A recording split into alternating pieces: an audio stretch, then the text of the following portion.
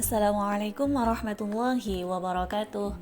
Halo anak-anakku semuanya, hari ini kita akan belajar matematika SMP kelas 7. Hari ini kita akan belajar bab 2, yaitu himpunan. Part yang pertama kita akan mempelajari mengenai konsep himpunan.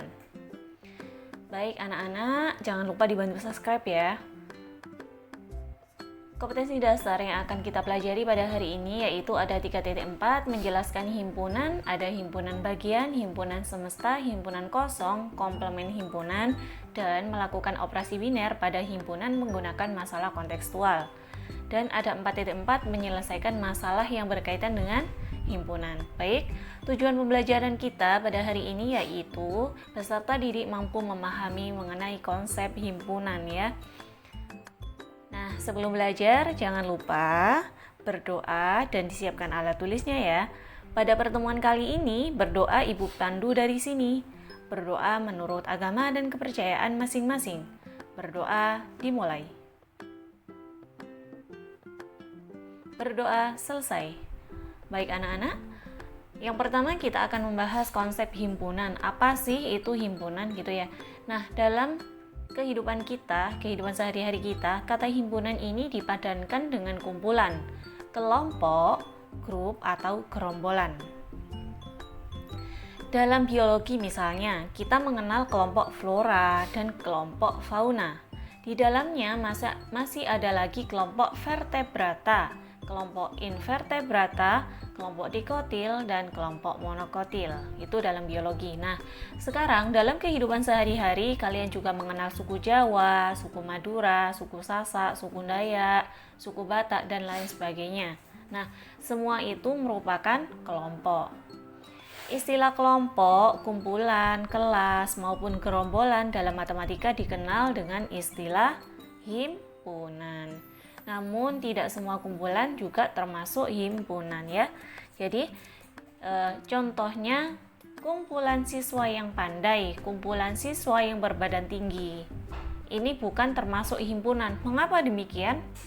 Nah, untuk menemukan jawabannya, coba kita lakukan kegiatan berikut ini. Ayo kita amati. Coba amati beberapa kumpulan yang termasuk himpunan dan bukan himpunan di bawah ini. Oke.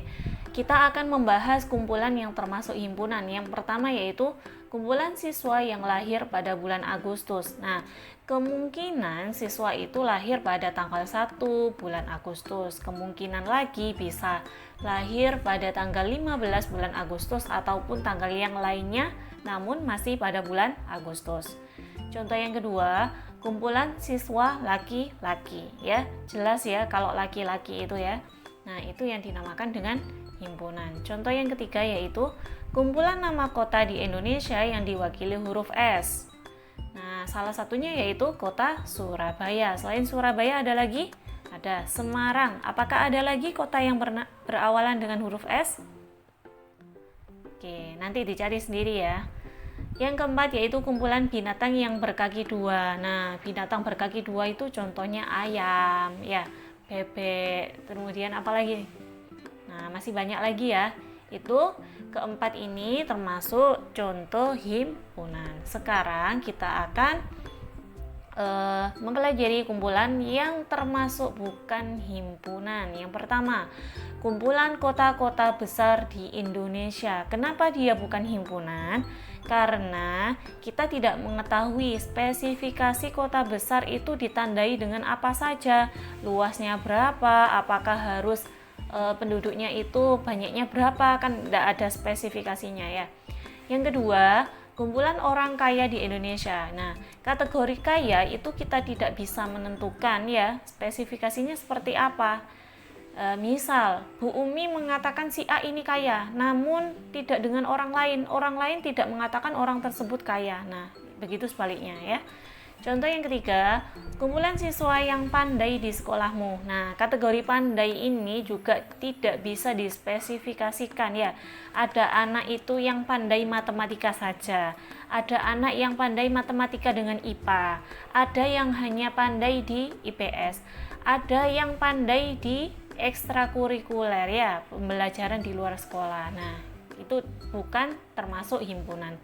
Yang keempat yaitu kumpulan pelajaran yang disenangi siswa, ini juga bukan termasuk karena tidak ada spesifikasinya. Ya, jadi kalian bisa membandingkan mana kumpulan yang termasuk himpunan, mana yang bukan ya. Baik anak-anak, yang pertama kita akan membahas pengertian mengenai himpunan. Himpunan adalah sekumpulan objek atau benda yang memiliki karakteristik sama atau terdefinisi dengan jelas ya. Yang kedua, anggota himpunan. Suatu himpunan dinotasikan atau dilambangkan atau dinamai dengan huruf kapital ya. Huruf kapital itu adalah huruf besar. Contoh A, B, atau D, atau Z, ataupun huruf yang lainnya. Anggota himpunan dilambangkan dengan, nah seperti ini, seperti huruf E ya. Ini notasi dari anggota himpunan. Dan bukan anggota himpunan dilambangkan dengan dicoret ya, seperti E tapi diberi coretan. Oke, jika A adalah himpunan kendaraan bermotor beroda 4 atau lebih ya, maka mobil itu termasuk anggota himpunan A karena mobil beroda 4. Kemudian sepeda motor bukan anggota himpunan A karena sepeda motor beroda 2. Kemudian jika T adalah himpunan alat tulis, berarti buku adalah anggota himpunan T karena T itu adalah himpunan alat tulis ya. Buku termasuk alat tulis. Pisau bukan termasuk himpunan anggota T karena pisau bukan termasuk alat tulis. Yang ketiga yaitu cara menyatakan himpunan. Jika diketahui himpunan bilangan caca kurang dari 5 dan himpunan itu dinamai dengan himpunan B, ada 3 cara untuk menyatakan himpunan tersebut. Yang pertama, menyatakan himpunan dengan mendaftar anggota-anggotanya atau yang sering disebut dengan metode tabulasi, yaitu menuliskan anggota-anggota himpunan di antara kurung kurawal yang dipisahkan dengan tanda koma. Contoh, tadi kan sudah diketahui ya himpunan bilangan cacah yang kurang dari 5, yang mana ya, sebentar, yang mana bilangan cacah yang kurang dari 5 itu anggotanya adalah 1. Bilangan caca itu dimulai dari 0 ya. 0, 1, 2, 3, 4. Apakah 5 termasuk ya? Coba di sini terbilang bahwa bilangan cacah kurang dari 5 ya. Berarti 5 tidak termasuk. Oke. Nah, di sini untuk yang pertama, cara menyatakan himpunan yang pertama yaitu menyatakan himpunan dengan mendaftar anggota-anggotanya ya. Jadi di sini dituliskan bahwa B sama dengan 0, 1, 2, 3, 4. Yang kedua, menyatakan himpunan dengan notasi pembentuk himpunan atau metode bersyarat, yaitu anggota himpunan dinyatakan dengan variabel yang diikuti dengan garis tegak dan syarat keanggotaannya. Oke, cara menyatakannya tadi di sini ada bilangan caca yang kurang dari 5 ya. Himpunan itu dinamai B, di mana ada X. X ini merupakan yang dimaksud dengan variabel yang tadi itu ya. Nah, variabelnya yaitu X ya. Nah, X kurang dari 5 di mana X adalah anggota bilangan caca. Cara membacanya adalah B adalah himpunan X sehingga X kurang dari 5 dan X bilangan cacah ya. Yang ketiga, menyatakan himpunan dengan kata-kata atau metode deskripsi, yaitu menuliskan syarat keanggotaannya himpunan di antara kurung kurawal. Contoh, B sama dengan kurung kurawal bilangan cacah kurang dari 5. Baik, contoh ya, nyatakan himpunan-himpunan berikut dengan kata-kata dengan notasi pembentuk himpunan dan dengan mendaftar anggota-anggotanya. Yang pertama, R adalah himpunan nama bulan dalam 1 tahun yang berawalan huruf J. Yang kedua, S adalah himpunan huruf pembentuk kata komposisi. Baik, kita selesaikan bersama yang A. R adalah himpunan nama bulan dalam 1 tahun yang berawalan huruf J. Baik, nah di sini nama bulan ya dalam 1 tahun. Dalam 1 tahun itu ada 12 bulan ya.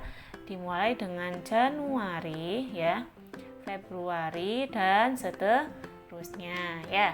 Nah, di sini dengan syarat apa? Yang berawalan huruf J. Kira-kira ada berapa yang berawalan huruf J? Oke, dengan kata-kata berarti seperti ini ya, R sama dengan nama bulan dalam 1 tahun yang berawalan huruf J. Nah, karena tadi pertanyaannya adalah dengan kata-kata notasi pembentuk himpunan dan mendaftar anggota, berarti ada 3 ya. Kemudian ini dengan notasi pembentuk yaitu R, himpunan R adalah X sehingga X nama bulan berawalan huruf J, di mana himpunan R tersebut adalah nama bulan dalam 1 tahun. Itu dalam notasi pembentuk. Kemudian dengan mendaftar anggota-anggotanya, berarti kita menyebutkan ada Januari, ada Juni, dan ada Juli ya. Itu untuk yang A. Kemudian yang B, S adalah himpunan huruf pembentuk kata komposisi ya. Berarti pembentuk kata komposisi itu ada huruf apa saja di sini? Ada K, ada O, ada M, P ya, S dan I ya. Nah, yang pertama dengan kata-kata yaitu berarti S sama dengan huruf pembentuk kata komposisi sama. Yang kedua dengan notasi pembentuk himpunan. Himpunan S ya adalah X sehingga X huruf pembentuk kata komposisi. Nah, sekarang dengan mendaftar anggota-anggotanya ya, sesuai yang ditulis tadi Bumi ya. Perlu diperhatikan juga catatan anggota himpunan yang sama ditulis 1 kali ya. Coba diperhatikan kembali di sini sebenarnya itu ada 2 huruf S ya dan ada 2 huruf I. Namun kita menuliskannya hanya 1 kali saja, itu sudah cukup ya. Oke. Nah, setelah kita mempelajari konsep mengenai himpunan, Bu Umi punya latihan soal. Latihan soal ini ada di buku paket kalian. Ayo kita berlatih 2.1, nanti bisa dicari di buku paketnya. Namun di sini sudah Bu Umi tuliskan kembali ya. Latihan pada hari ini ada 3 soal ya. Namun 2 soal ini dari Ayo berlatih 2.1 ya. Kemudian yang 1 soal lagi ada Ayo berlatih 2.2 ya. Berarti nanti ada mengerjakan nomor 1 dan 2 dari Ayo berlatih 2.1. Kemudian nomor 1 dari Ayo berlatih 2.2 ya. Nanti harus dikerjakan dengan sungguh-sungguh ya. Semoga kalian adalah termasuk anak-anak yang hebat, anak-anak yang sukses, anak-anak yang rajin ya. Dan semangat selalu mengikuti pembelajaran ya.